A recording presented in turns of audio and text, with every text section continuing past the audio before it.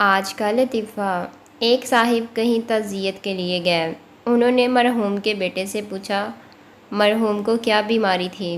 بیٹے نے جواب دیا، بیماری کیا تھی؟ بڑھاپا بذات خود ایک بیماری ہے۔ یہ سن کر ان صاحب نے رنجیدہ لہجے میں کہا، ہاں بھائی، واقعی یہ بہت خطرناک مرض ہے۔